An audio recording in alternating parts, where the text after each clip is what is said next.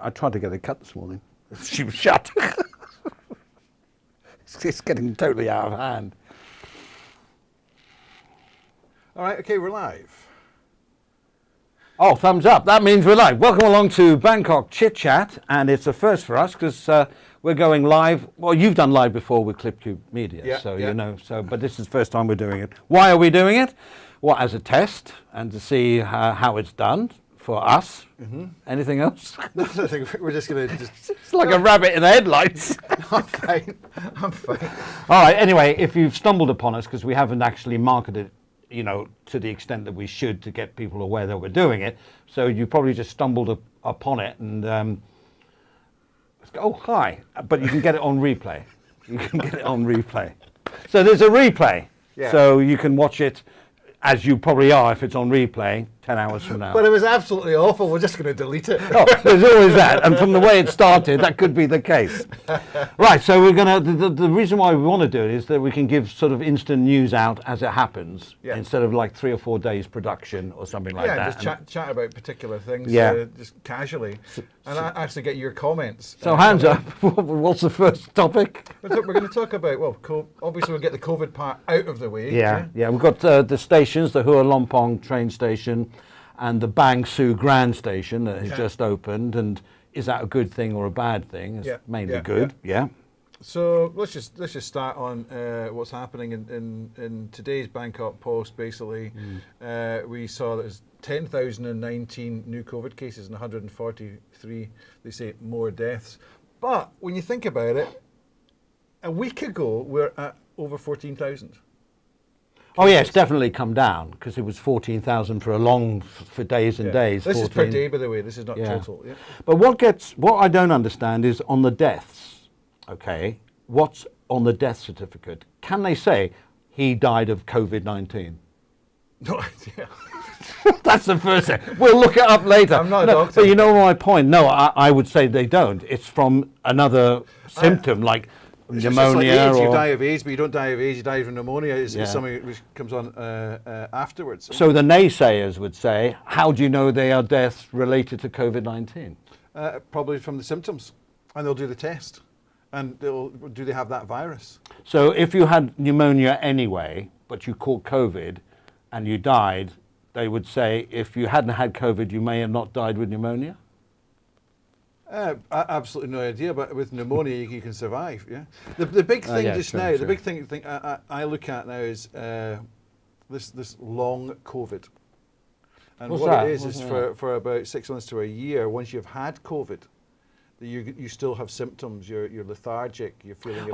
Our goalkeeper, Man United, had it. It wasn't very long, was it?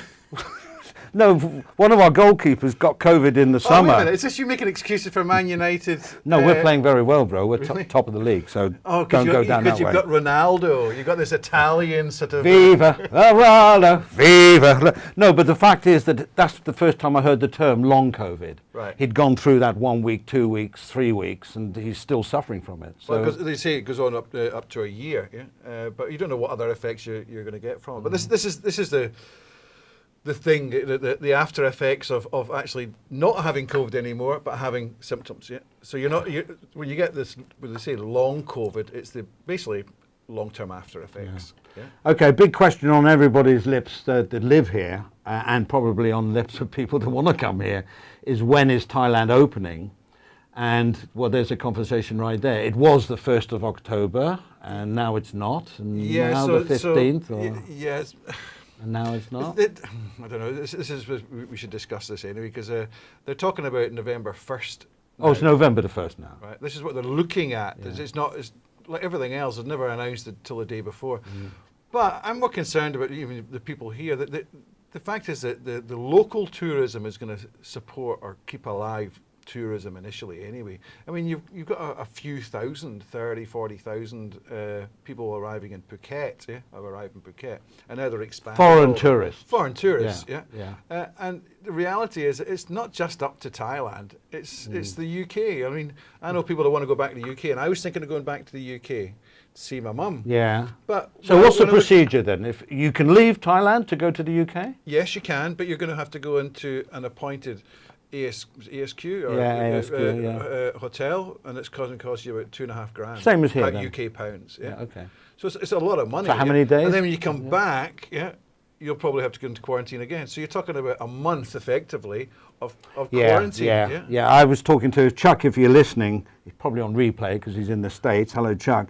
He was saying that he's got family in the north, in Isan. Yeah. And he said that he will come over as long as the ASQ is like down to, say, 7 days, because that doesn't take a big chunk out of your holiday time, right? And I said, how long are you planning staying? He said, well, 6-7 weeks. So if you're staying for a long time, 1 week is like, right. Yeah, I'll write that off. But if you only, what happens to people who only want to spend 14 days in Thailand? Cannot, right? No, so not practical. So basically, my point is that they should be opening up a lot of the services. Yeah.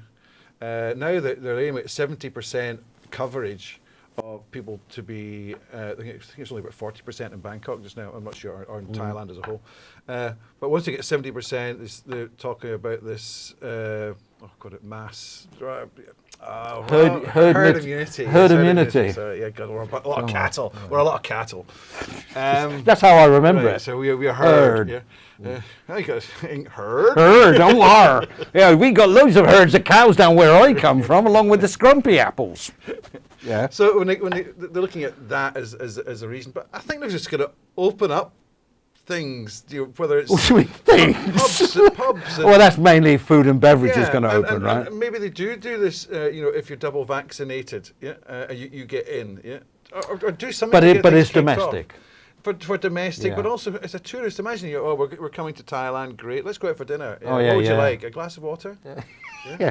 Or beer in a coffee mug, if you're lucky. There's got to be a process, and let people know that this is what we are thinking about. So opening, yeah. I know a lot of people watching from overseas, I guess, but their big question is, when can we just waltz into Thailand and things will be back to like they were? I think it comes down, just like UK, that when you get to this 70%, I mean, UK is up to 80% in some areas. It's the kids that are now being vaccinated. Yeah. So I would say I don't think the whole country will open up, or it's worthwhile opening up till January, February.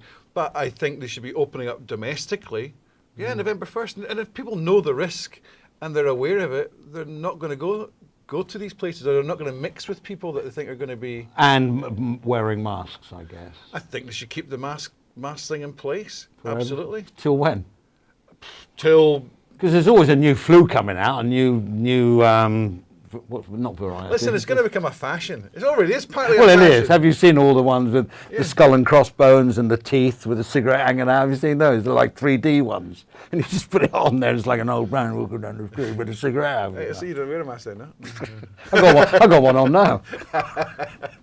Back just to the chat. If you just tuned in, by the way, it's Bangkok ChitChat. We're live. And you can watch this, obviously, on replay later. But anyway, hello to Chris Roberts. He was the first one on, so he has to win some sort of, medal. First time we go live, and he's there. Highland. Oh, you have a pie. As a side joke. Yeah. Okay, so this COVID thing, I keep getting asked, though, about when will things... And I assume when they say opening, I thought they were opening more borders, not internally, but like airports and that, but...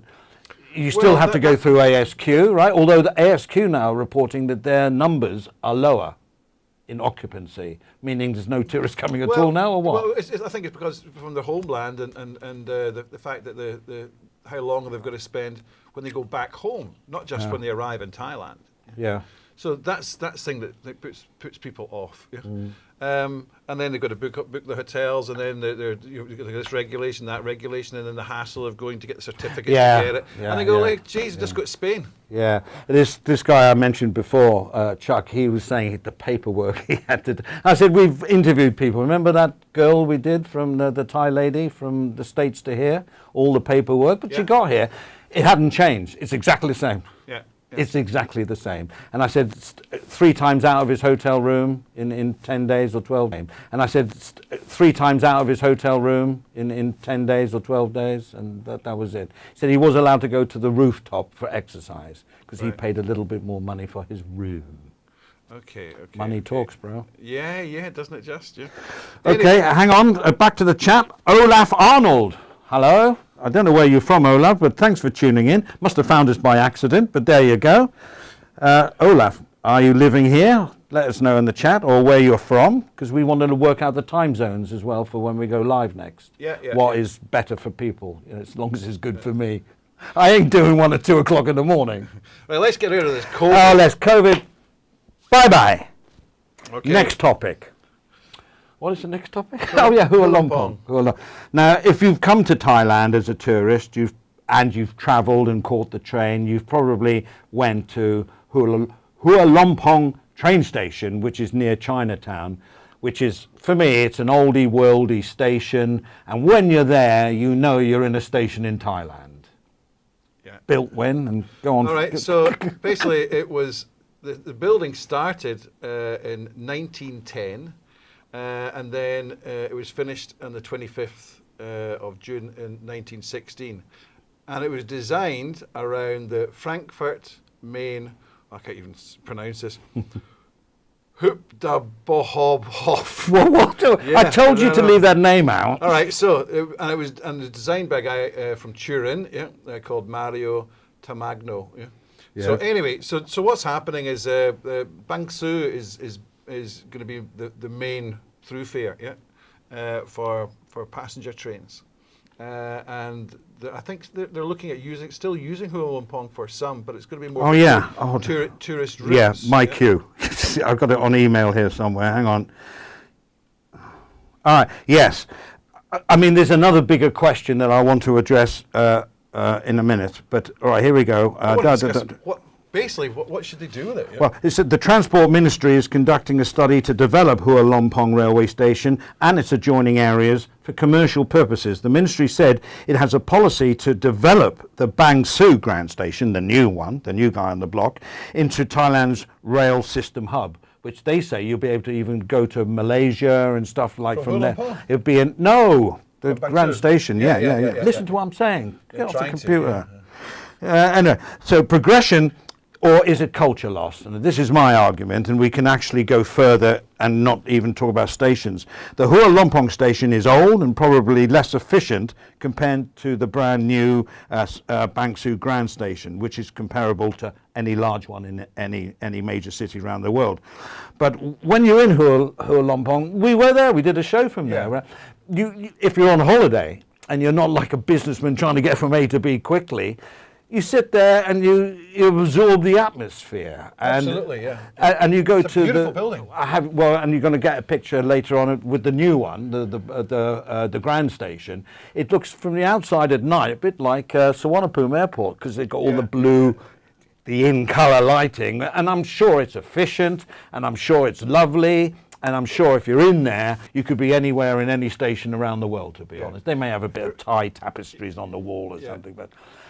So, where's the line between tradition and progression? And that's where I want to make this little discussion. All right. So I think with Bang Sue, it's got to be it's a functional station. You go there to get somewhere. Yeah. Just like with the airport. But for Hua Lompong, I think they should, because it's easy to get to by underground as well. You just cross the road. Yeah. It's dangerous enough, I suppose. They'll be talking about an extension in there, but basically you just cross the road and you're in there. It's such a beautiful building. Why not use it like a form of transport museum, a place where you can go for Well, I dinner? think that's what they were suggesting in the early days. Classic. Yeah. And if you've got someone like that trip going up to Kanchanaburi, take the old train in the old carriages. Because you're going along where, the railway and everything goes up and you're seeing what's happening along the railway. That's part of the and keep the old carriages. They don't have to spend money on new ones. Well, they should spend some money on that. Well, no, you've got to get into the spirit of how it was like to When was it built? See these chairs, yeah. See what the chairs? Seats in the. Oh yeah. On the train, they've got the old wooden ones. My God, your bum's numb. Third class. I went on those. Third class from Laxi to Hua Long to where was it? UTM, 20 baht. return. Unless you want the sort of realistic old style, and live the old Thai And way. give some Thai. And you can sit in the wooden seat. And but if you don't, you can go in a nice, comfortable seat. You can get something nice, food on a train, because it's about 4 or 5 hours train journey, isn't it? From where? At least. To Kanchanaburi? Yeah. I don't know, it takes about 3 hours by road. Right, so it's between 3 and 4. Yeah, It's certainly slower by car. When was Hua By Lamphong train. built? It was built in 1916. Finished. It was finished. Can you imagine what it was like in the days of steam? Don't know. Tell me. Because it's all enclosed, like any other station. But no, I mean, I love, to me, train You ever been in a stations. steam train? Oh, of course, I've been on the Golden Arrow when it was steam. I was only 6 years old, from So that was Dover actually- to I was Calais. actually winding up there, so it was actually. Well, of course I was. Yeah, I had before my it was the time. Golden Arrow, and on a bend, my uncle, who used to work for the railway, said, "Look out the window now, Andrew," and because it was a curve, I could see the engine pulling, and it was full on. The one with the big gauge in the front and the steam, and yeah.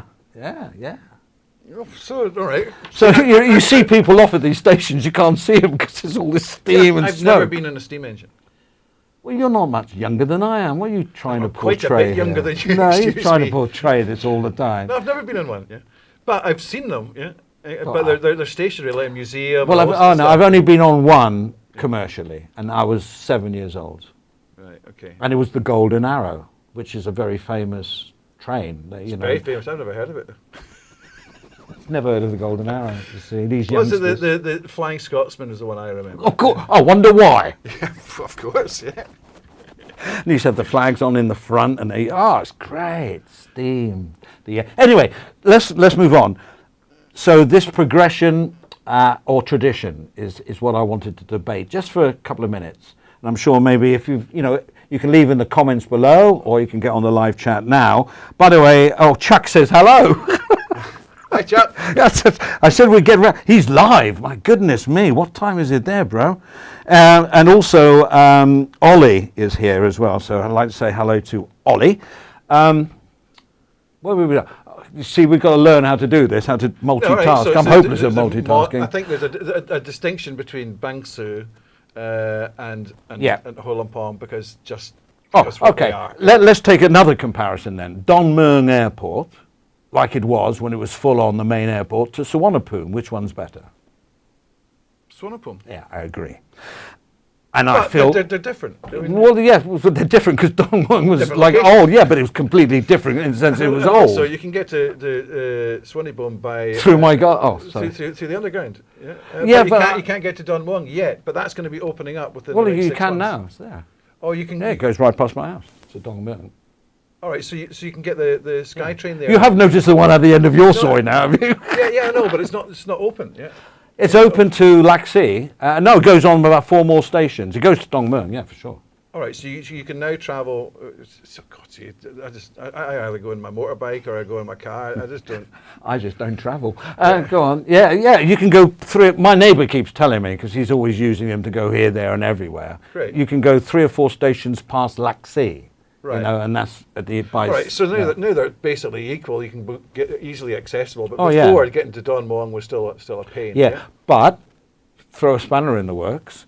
In the old days, and I'm talking about 5 years ago, not the old days, 5 years ago, no, 2 years ago, you could never get to Chinatown on mass transit. There was no trains. Yeah. We did the opening line there, right? That's right, yeah. So now you can actually go as you would go to any other railway station in Thailand through the BTS or MRT or whatever it is. So Hua Lamphong, they are saying they're going to keep open because of the area and where it Yeah, goes. it's like a And I'm up for gateway that. to the old town. Yeah. It's like a gateway to the old town. Yeah. So basically, you would go there. Maybe you can have some lunch there because we ate Yeah. the not the stores. It was sort of Right, a by the shop house roundabout. place. Yeah, and it was lovely. I mean, that little bit of extra. Yeah, look at some of our extra videos. cubes in your Yeah, soup. It was yes. just great. Yeah. Look at some of our past videos. They're all up there. That was the MRT one, the opening of the Yeah, MRT yeah, line. yeah. But let's just carry on with tradition, progression. All right, now I have a lot of people say to me, and they come here on holiday once, twice, 3 times a year, something like that, and they say, Thailand, and I think they're more or less, though, talking about Bangkok, and maybe Pattaya, maybe, has lost its charm. And that always brings me back to the argument, remember Khao San Road? And I thought, because I kept saying this and people go, no, I can't remember that. You were one of them. But I have been told I was correct. Before COVID, they were thinking of taking all the vendors off Khao San Road. I think they did. Did they? Yes. And the food vendors and that they were going to put in one place. I get why, but can't they see?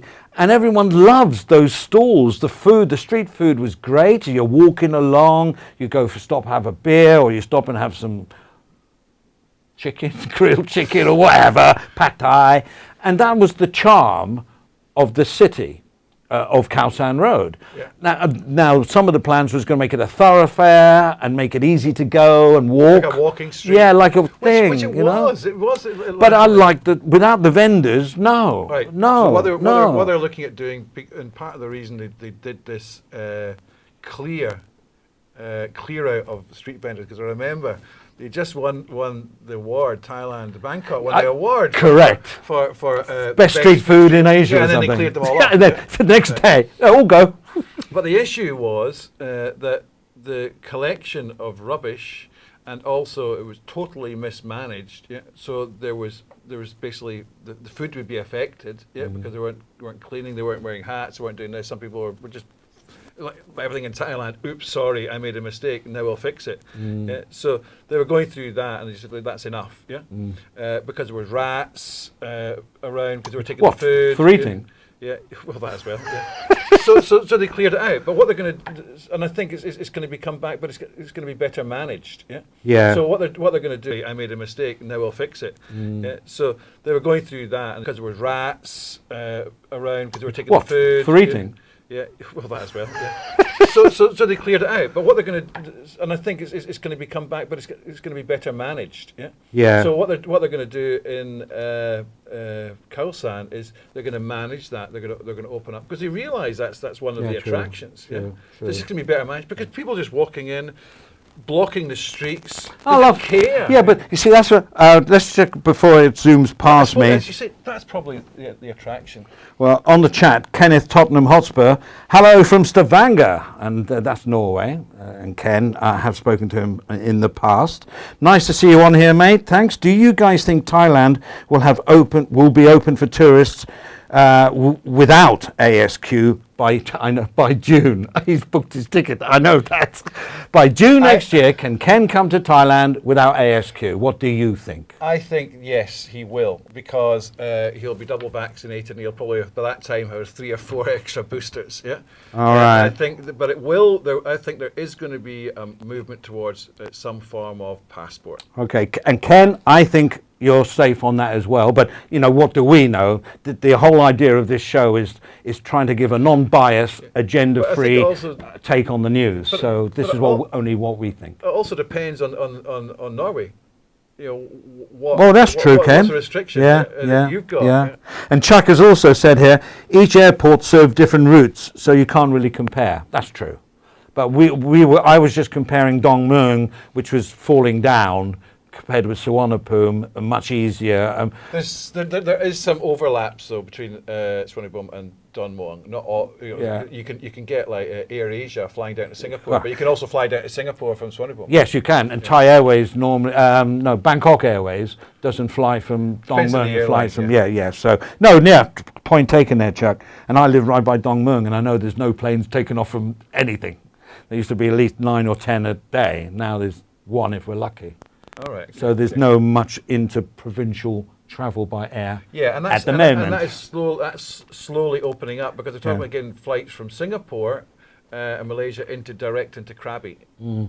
So now what you're talking about is shorter haul flights going, because even Pattaya, they're developing that airport to accept more international, like you've got for Phuket, because the eastern seaboard corridor, where they're trying to develop all business and put more in manufacturing, and you get your eastern seaboard visa, pay 10 million baht and squillions of that, and then we'll give you 10 years, Right? All this is happening just now. So they're developing Utapao, Utapao. airport as well.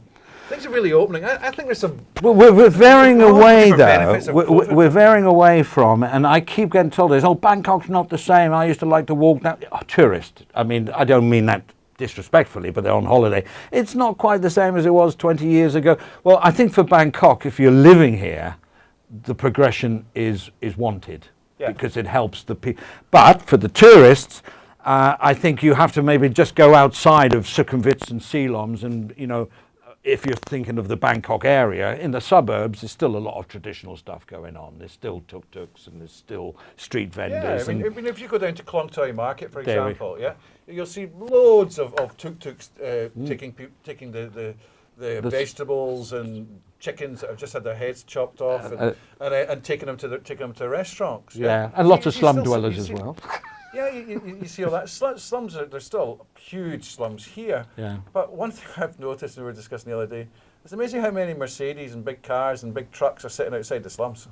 Oh, well, there's this old thing about, you get the Mercedes driver turn up and will eat a 25-baht bowl of gutiao, bowl of noodles, because that's what they do. And often when you go back to their house doesn't actually fit their car. Yeah, that's right. Unless you're super rich, where it does, and they've got 10 more Mercedes parked outside. That's not to knock that we shouldn't be helping people in the slums. No. We've got to be careful here. Well, we've got loads of people in the chat, but they're all the same people. So it's all by accident. If you've just tuned in, it's Bangkok ChitChat Live, something that we're trying to progress. And this is not a test because we're doing it, but we want to see whether it's the right time, what sort of people tune in. And so we'll carry on. The purpose being that we can give you news more or less instantly, even if it's on replay. It will be uploaded to YouTube, hopefully today or tomorrow morning. So the news will be, well, it better be. It's your department. Oh, and Jet's department. So what have we told? There's another interesting story. Yes, Chuck. Was about this girl from Malaysia who is transgender. And she's in Thailand. She's come to Thailand. On holiday? For whatever reason. And it's more escape. Now, under Islamic law, she can't be transvestite. In Malaysia? I think she actually went to the temple dressed as a woman, and she's got into trouble for this. Now, Thailand's under pressure, to extradite her. From Malaysia? From Thailand to Malaysia. Yeah, but Malaysia, the one's giving Thailand the pressure. Yes. So it was about that, and the reason bringing it up is we did a fantastic interview. Yeah, you did. Well, I wasn't allowed. Bangkok ChitChat did a fantastic interview with a girl who was a transgender, a few months ago, and it was very interesting to see her story. So this is this girl, and I just wanted to discuss it a minute. Should Thailand get involved in this? What do you think? Yeah, she's got a business. She's got. Yeah, but why was she here? Was she on what visa was she on? That's for a start. I mean, if she's on a proper visa, then why should Thailand relent in sending her back if everything, all the I's are dotted and the T's are crossed?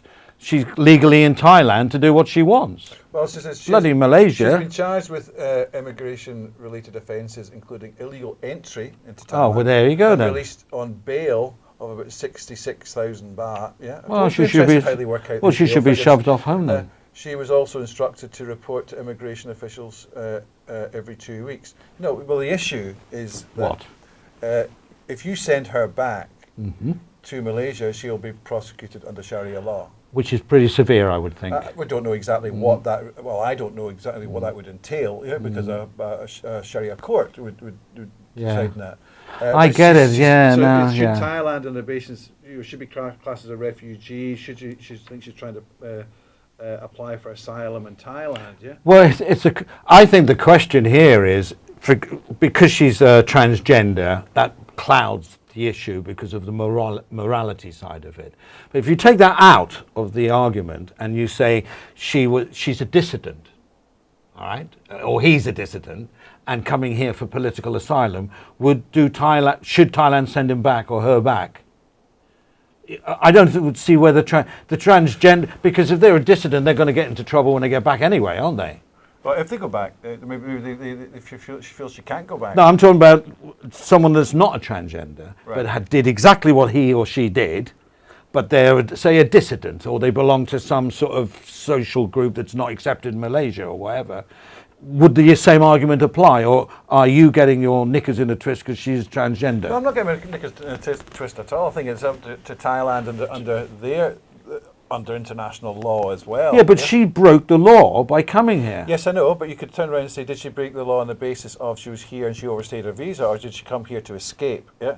So you could turn around and say, like, in the UK, there's two examples. Yeah. One where somebody comes across and they've come from Syria or something like that, and they go for political asylum because they'd be in danger. So the UK would accept them. But there's that girl who was part of ISIS, yeah, when she went across to Syria, and she's had her British citizen stripped. Now the argument is that, wait a minute, you have to go for where you're a citizen. You can't be claimed stateless. Yeah.